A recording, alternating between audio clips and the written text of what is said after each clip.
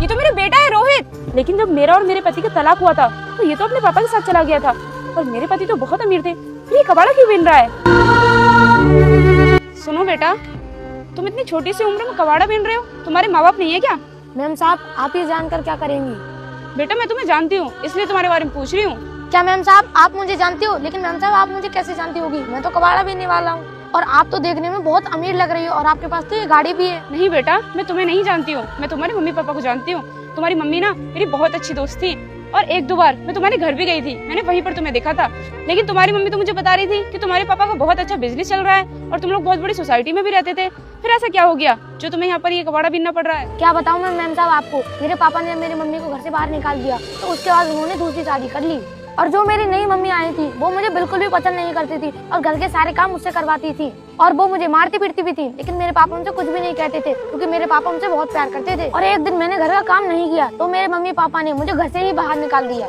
अब मैम साहब, पेट पालने के लिए कुछ ना कुछ तो करना ही पड़ता है, इसीलिए अब मैं ये कबाड़ा बीनता हूँ और इसे बेचने के बाद जो भी मुझे पैसे मिलते हैं मैं उसी से अपना पेट भर लेता हूँ। बेटा ये तो तुम्हारे पापा ने तुम्हारे साथ बहुत गलत किया। माना कि तुम्हारी माँ सौतेली थी, लेकिन तुम्हारे पापा तो सगे थे। उन्हें तो घर से निकालने से पहले तुम्हारे बारे में सोचना चाहिए था कि तुम कहाँ जाओगे, क्या खाओगे। कुछ नहीं सोचा उन्होंने तुम्हारे बारे में। मैम साहब, अगर वो मेरे बारे में सोचते तो आज मैं ये कबाड़ा नहीं बीन रहा होता। बेटा जब तुम्हारे पापा ने तुम्हें घर से बाहर निकाल दिया था तो तुम अपनी मम्मी के पास चले जाते, क्योंकि तुम्हारी मम्मी तो तुमसे बहुत प्यार करती थी ना, वो अपने पास रखती तुम्हें। कम से कम तुम्हें ये कबाड़ा बीनना तो नहीं पड़ता। अरे मैम साहब, मैं अपनी माँ के पास कैसे चला जाता क्योंकि मैं तो उनके साथ गया नहीं था। और वैसे भी मेरी माँ को घर से गए हुए पूरे 2 साल हो चुके हैं और अब तो मुझे पता भी नहीं वो कहाँ पर रहती होंगी। अच्छा एक बात बताओ, अगर कभी तुम्हारी माँ तुम्हें मिल जाए और वो तुम्हें अपने साथ ले जाने के लिए कहे तो क्या तुम उनके साथ जाओगे?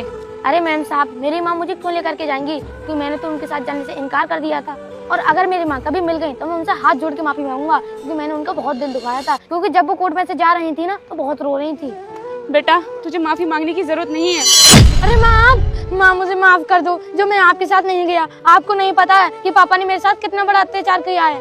और वो जो सौतेली माँ थी वो मुझसे ना घर का सारा काम कराती थी और जब मैं घर का काम नहीं करता था ना तो वो मुझे बहुत मारती पीटती थी और मुझे भरपेट खाना भी नहीं देती थी। एक तरफ आपकी माँ डूब रही है और एक तरफ 1 लाख रुपए तो आप किसे बचाओ। मेरी तरह माँ को बचाने वाले लोग वीडियो को लाइक करके चैनल को सब्सक्राइब कर लेंगे और कमेंट बॉक्स में आई लव मॉम जरूर लिख देंगे। अरे बेटा तू रो क्यों रहा है? इसमें तेरी कोई गलती नहीं है। आज से 2 साल पहले तू खुद बच्चा था, तुझे इतनी समझ नहीं थी कि तेरे लिए कौन सही है कौन गलत। अगर तेरी जगह पर कोई और बच्चा भी होता ना तो वो भी ऐसा ही करता। माँ, मुझे आप अपने साथ ले चलो ना क्योंकि मुझे 2 वक्त का खाना भी नसीब नहीं होता है और रात को मुझे फुटपाथ पर सोना पड़ता है। बेटा तू ऐसा क्यों कह रहा है?